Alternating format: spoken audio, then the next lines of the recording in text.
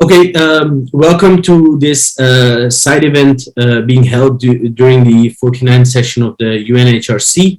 The side event in this shape is a webinar. It should have been taking place in person in Geneva, but because of COVID restrictions, it couldn't. The side event is basically specifically focused on the human rights situations in Afghanistan. We have noticed that currently, the world is, of course, engaged a lot in the Ukraine-Russia conflict, and for that reason, maybe Afghanistan or the situation in Afghanistan has taken a backseat, while things in Afghanistan are reaching a very dire situation. Recently, we saw that that the Taliban and Taliban basically shattered the concept of all those people who thought that this Taliban is Taliban 2.0 is new, when they announced that girls would not be allowed to go to secondary school or higher education. So therefore, we are very happy that we have invited an all Afghan panel and not some sort of Western experts who sometimes are right, but also sometimes, many times, think that they know much more about Afghanistan than they actually do. So we are an organization located in Amsterdam, an EU-accredited independent non-profit think tank and research institution. We provide basically strategic in-depth analysis, research, statistical data, policy advice, and forecasts related to developments in the fields of human rights, politics, international relations, conflict management, and conflict resolution. Specifically, we focus on Indo-Pak relations, and we focus on counterterrorism strategies, but also issues related to these larger themes like human rights.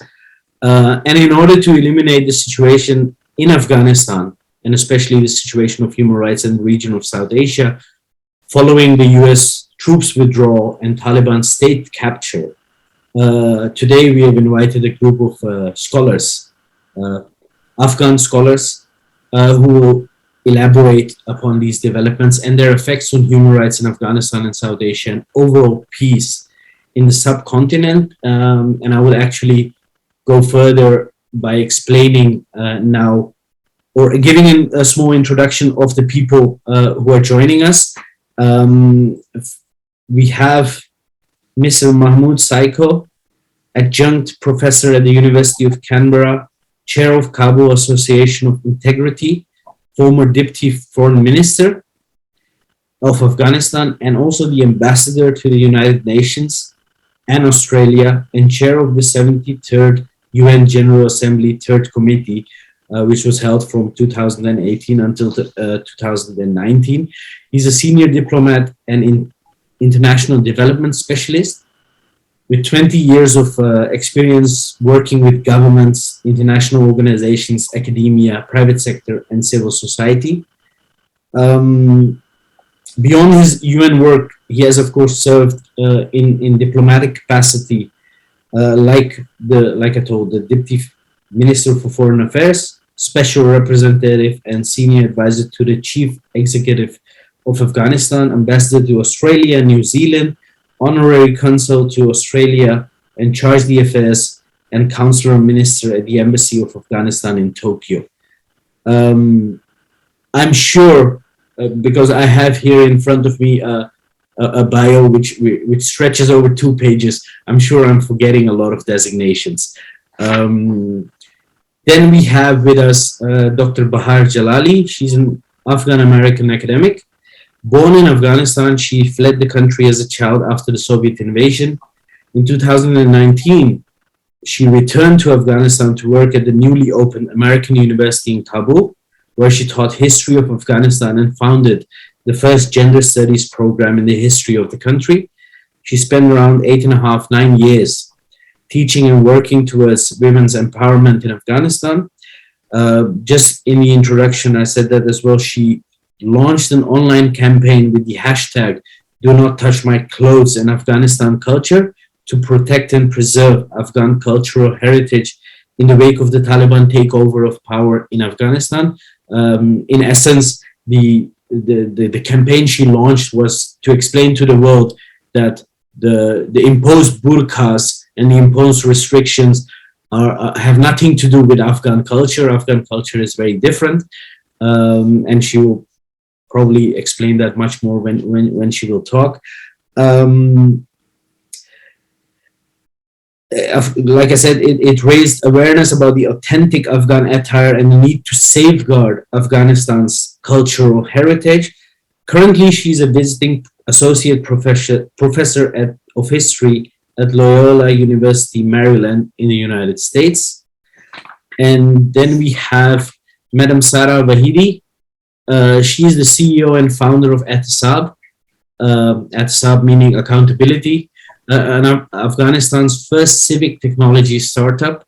EFSAS has been providing real-time security and city service alerts through the EFSAS app to Kabul residents since June 2020 and is expanding to 3 major cities across the country by the end of this year. Earlier this year, she was named as one of Times Magazine's Next Generation Leaders.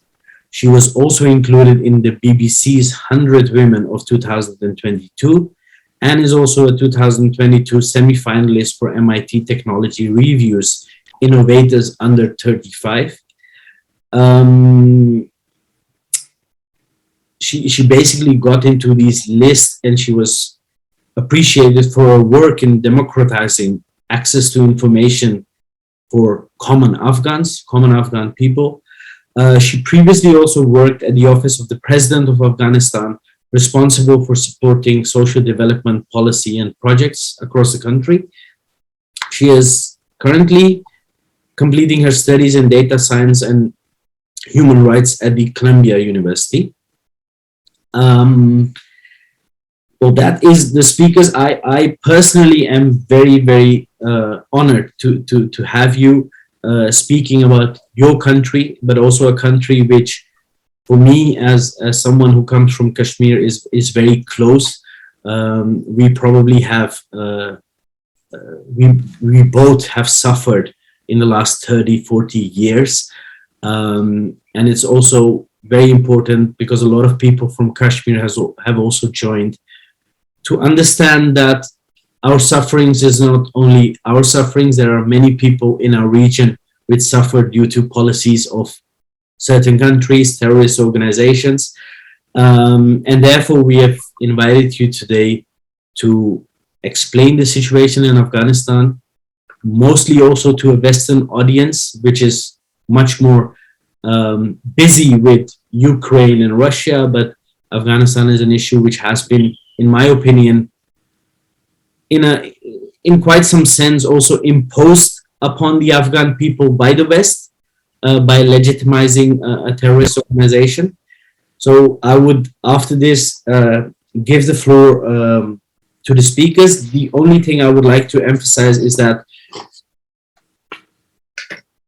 the speakers have been invited to present their own viewpoints, and that the views expressed might not necessarily fully coincide with the views held by EFSAS. And I would like to move on because for Mr. Mahmoud Saiko, it is quite late in Canberra. I think it's almost midnight. So if you could present your views, sir, please, you have the floor.